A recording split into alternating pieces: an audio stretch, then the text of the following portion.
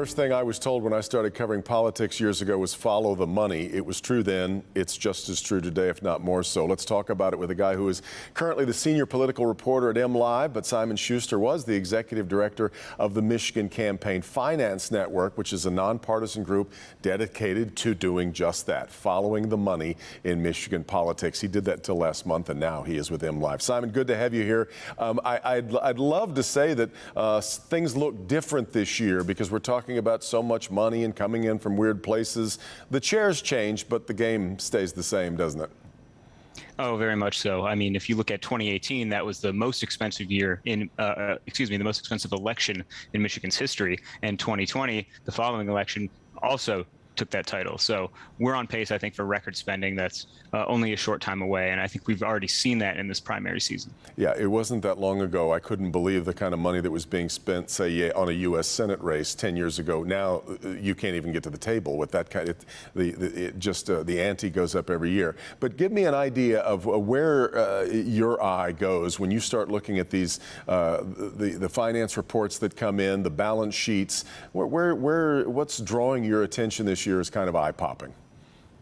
Yeah, well, I think that obviously the headline here is the sort of juggernaut fundraising operation that Governor Gretchen Whitmer has managed to put together so far in this election cycle. Since she was elected in 2019, she has raised almost $30 million, and now that she's sitting with almost $15 million cash on hand, she's a formidable opponent to whoever comes out of this Republican gubernatorial primary. It's interesting because there's been so much criticism that she raised a lot of money back when there was supposedly a recall effort against her, which allowed her to go beyond the limits, but that's not included in this. She had to give that away, right?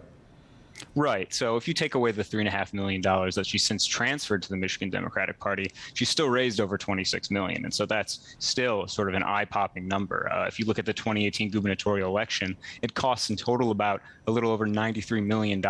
So I think we're well on the way to seeing that come in. Yeah. I think the variable here is how much outside spending is going to come in. That's really sort of where we see these numbers grow exponentially as we approach the general. And it's funny because it always turns into whoever is being outspent turns it into a talking point, but of course it's whoever is on the line that the check is coming in, of course, that is less aggrieved. Let's talk a little bit about pro-Israel money. This is fascinating too. It's being spent a lot against Shri Thenadar in the 13th, but there's a really weird headline when you see pro-Israel money being spent against Jewish candidate, which is what we're seeing in the 11th against Andy Levin. Right. And so I think that's a really interesting dynamic.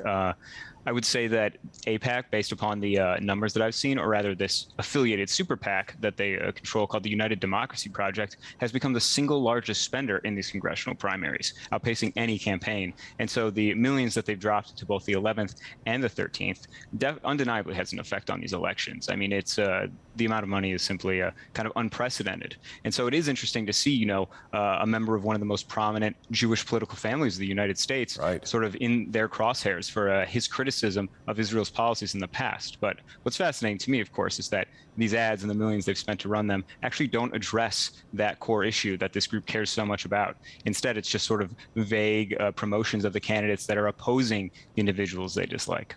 And as always, it is so hard to get to the bottom. And when we see the tagline written somewhere in very faint type on these ads of where the ad is coming from, but it's very opaque. It's really hard for us since Citizen United came along for us to really get to the bottom of who's behind the money and where it's coming from.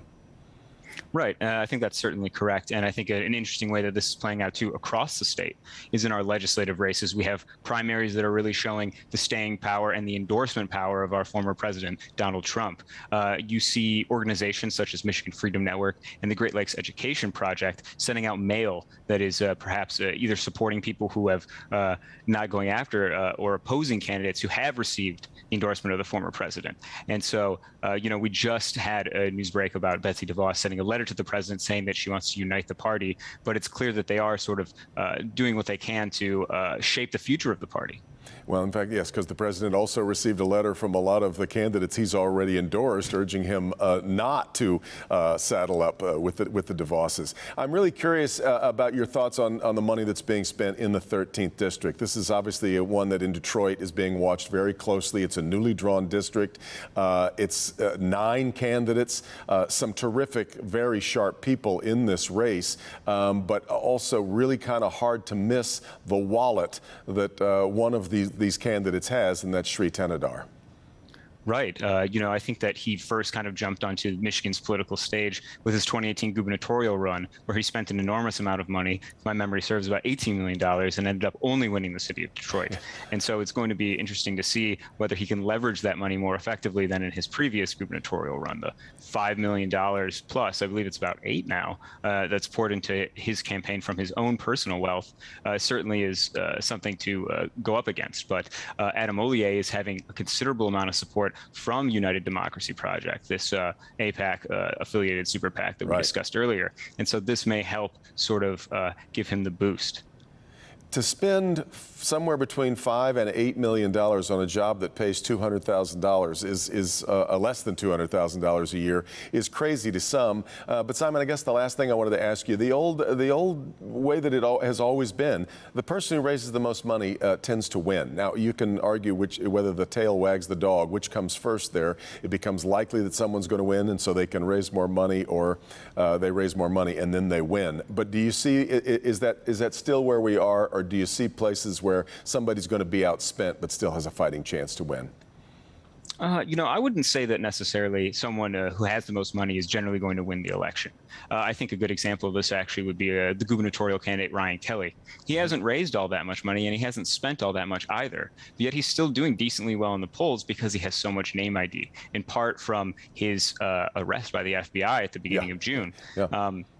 I think it's important to note that, it's one of many factors, and that especially in a primary that's 5 candidates, so many voters are undecided, that's where money can play a much bigger role, however, because you need to get your name out and get your face in front of these voters and tell them what you're about, because they don't have an idea, even, days before the election, of who they're going to vote for. And in turn, we don't really have an idea of which way this election is going to go. That's why it's going to be a fascinating Tuesday. Great thoughts for us to chew on. Simon Schuster of MLive. Thanks so much, Simon. Really good to have you on.